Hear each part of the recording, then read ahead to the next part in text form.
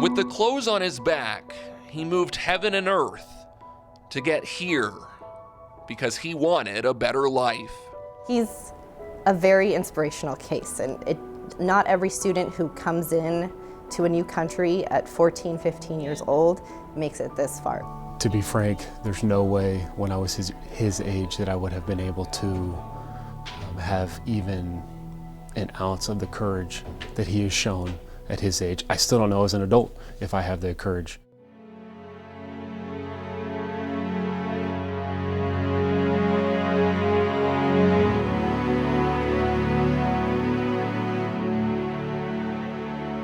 Mohammed Mohammed was born in the war-torn country of Iraq.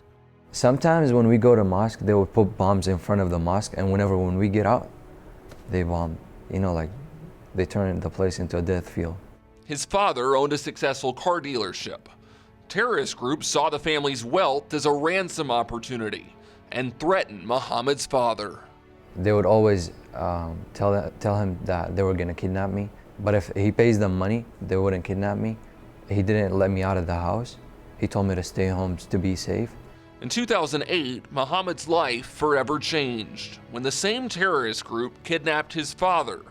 Mohammed's mother sold the family's house to pay off the ransom, but they never heard from him again. Some people say he's alive and some people say he's not. But I don't really care because we've missed him for 8 years now and he hasn't shown up. I've been the one raising my son. So whether or not I have my husband, it doesn't matter because God gave me a son and I care about him the most. I was really scared and I just thought that it was the end, like my family is all gonna get like murdered by those people. But then my mom stepped up and she said, okay, we need to leave this area and we need to move on with life.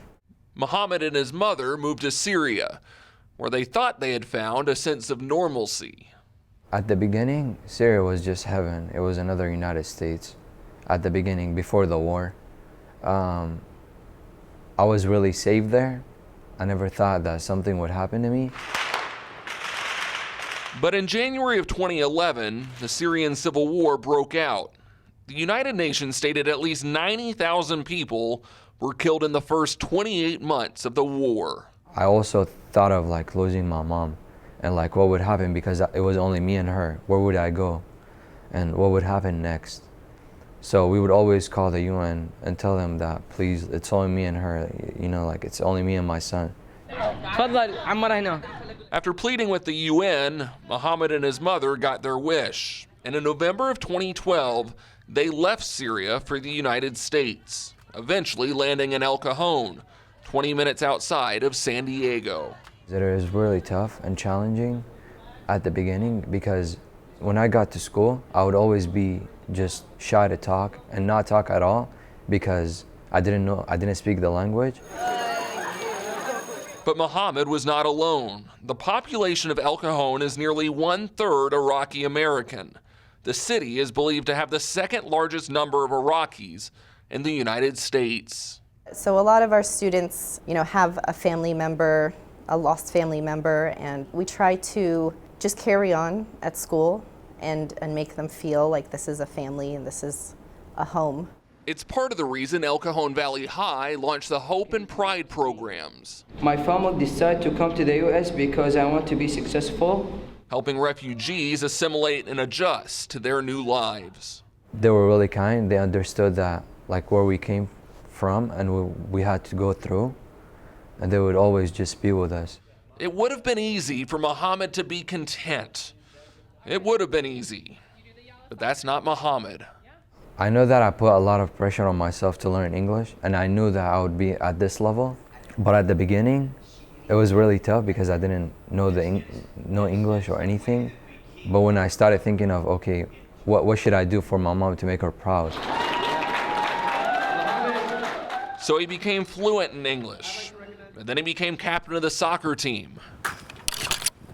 And then he won homecoming king. I was like, so do you feel like you're gonna win? What do you think? And he goes, I don't know, I'm excited to be here. This is really cool. And when I heard his name, I cried because I felt this is who deserves it, because the students vote. And it just proves how liked and well respected he is on campus.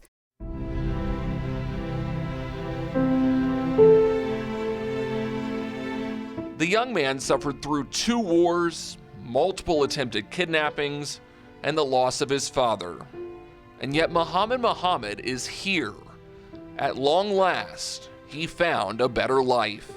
His impact on campus transcends being a refugee.